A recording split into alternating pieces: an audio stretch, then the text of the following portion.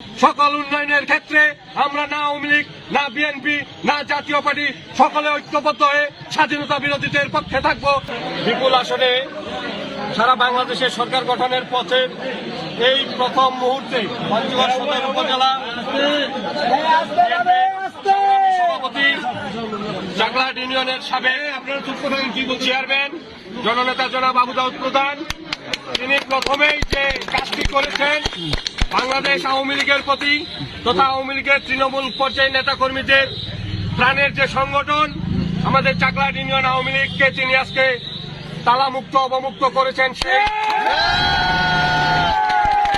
যারা এই দেশটাকে পাকিস্তান বানাতে চেয়েছিল, যারা বাংলাদেশের স্বাধীনতার পক্ষের প্রতিটি দলকে নিশ্চিহ্ন করার চিন্তা ভাবনা করে বাড়িতে অফিসে হামলা করে বন্ধ করে রেখেছিল, সেই অফিস আজকে প্রথমেই তিনি চাকলাহাট ইউনিয়ন আওয়ামী লীগ অফিস অবমুক্ত করলেন। আমরা চাকলাহাট ইউনিয়ন আওয়ামী লীগ সহ সকল অঙ্গ সহযোগী সংগঠনের পক্ষ থেকে তিনার কাছে আমরা কৃতজ্ঞতা প্রকাশ করছি।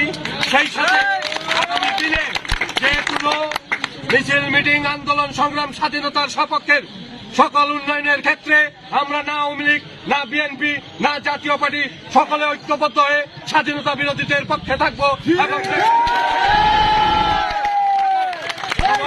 ঐক্যবদ্ধের ভিত্তিতে উন্নয়নমূলক ইউনিয়নের উন্নয়নের আহ্বান জানিয়ে আমি আমার কথা শেষ করছি। ধন্যবাদ সবাইকে।